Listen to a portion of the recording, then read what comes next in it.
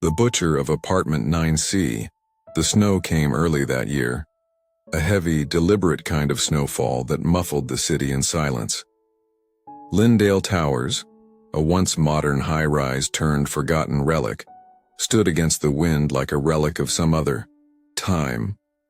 In apartment 9C, the light had been on for 3 days straight. Detective Lena Parrish noticed it during her late-night patrol. It wasn't her beat anymore, but old habits die hard. She used to know the tenants of Lyndale Towers back when things were quieter, before the incident with Isla Reeves. Isla, the quiet art student who vanished from that very apartment almost 1 year ago to the day. Everyone thought she simply ran away. No sign of forced entry, no blood, no struggle. Just a diary on her nightstand with the final words. "He's under my skin now. I see what he sees."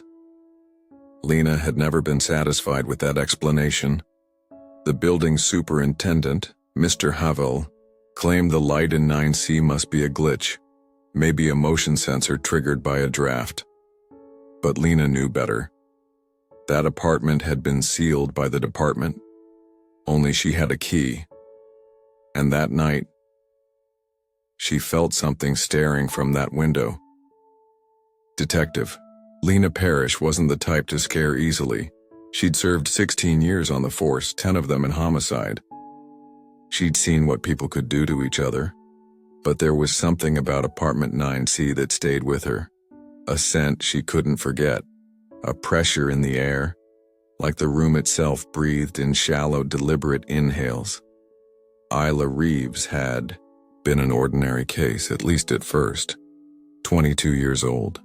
Student at Westbridge College, quiet, polite, no criminal record. Her professors adored her. Her landlord said she never made a sound, always paid rent early. But her art, that was another story.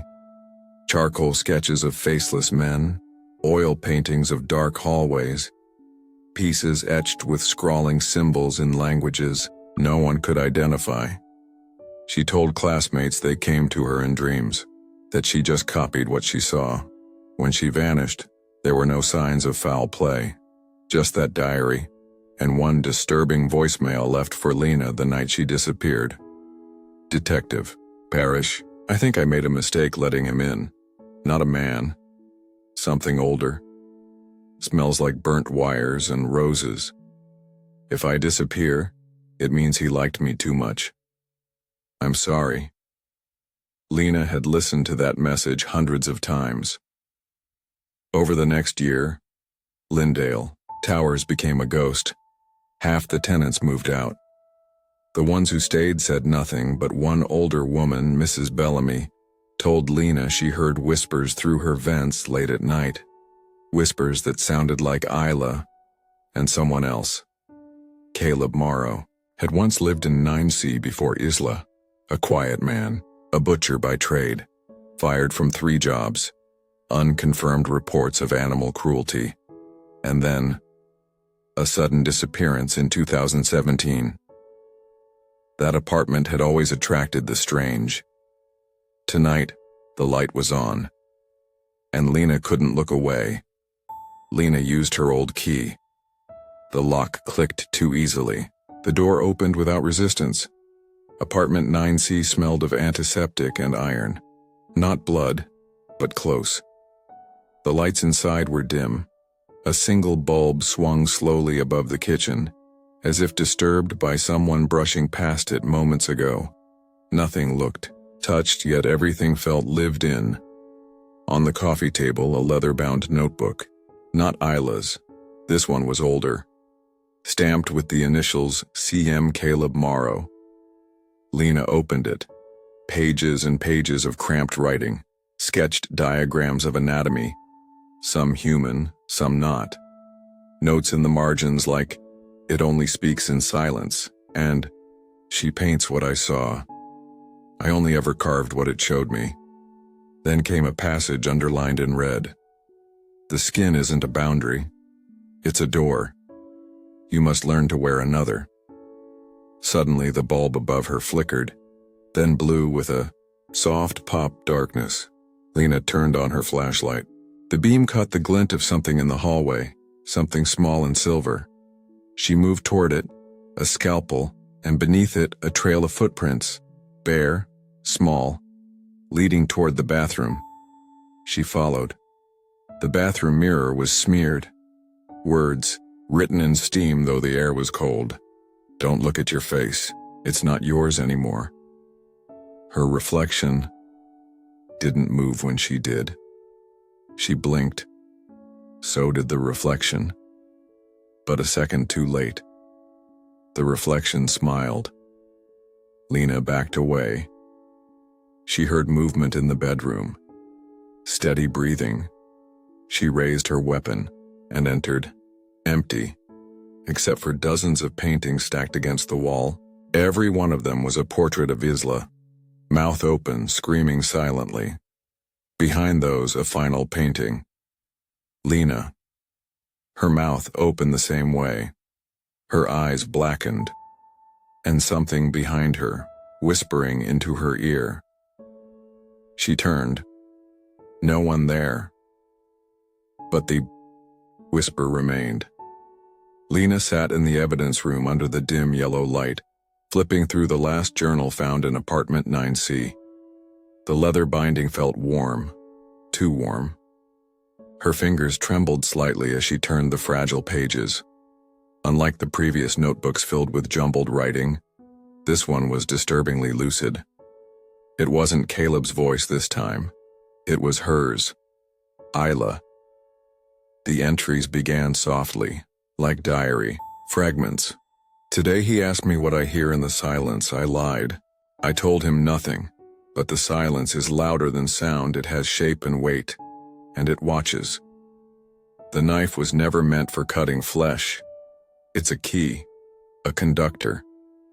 Pain is just the first knock. He told me that. He showed me what lies underneath." The next section was written entirely in red ink, or maybe blood. The writing was calm, elegant even. Caleb didn't want to be a killer. That's not what the voice demanded. It asked for something smaller, a whisper, a moment, a listening ear. But once you open the door, it keeps speaking. You can't unhear the truth. You can't stop the hunger it plants in your hands. Lena's breath hitched. The handwriting matched hers. Exactly. Her phone buzzed. A message from the forensic tech. "Detective Parrish, I don't know what you found in that apartment, but the results on the journal are, well, we ran it 3 times. The DNA from the leather cover isn't Caleb's. It's a match for Isla Reeves. The cover, it is her."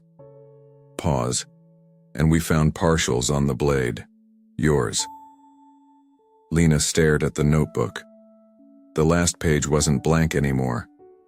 "You've read too much, Lena. You listened too long. Now you're part of the story. You can either write the next name or become the next page." That night she returned to apartment 9C. The room opened into a mirror of her own apartment, and Caleb was waiting. So was Isla, and something else. A voice whispered in her ear, "Write or rot." She blinked. The room was empty, except for the knife, and the fresh page. The cold of winter crept into Lindale Towers early that year. Snow layered the city in silence. The kind of silence Lena Parrish once feared and later understood. Apartment 9C remained sealed. Lena never returned to the precinct. Some nights, her former partner Ramirez sees a light on in 9C, a soft amber flicker. Inside, time moves differently. Mrs. Bellamy says she hears scratching and pages turning. Sometimes tenants receive strange letters. Each ends the same. I listened. I understood. The silence once more. Isla's brother tried publishing a memoir. It was pulled. Whole chapters changed themselves. Today, a woman sits in a cottage in the woods. She used to be a detective. Now she writes when the silence tells her to. And something always listens back. So if you ever move into a quiet building and your apartment shares a wall with an old unit, no one talks about don't knock, don't listen, and whatever you do, never pick up the pen if the silence asks you to write. Because in apartment 9C, the story isn't over. It's just waiting for its next author.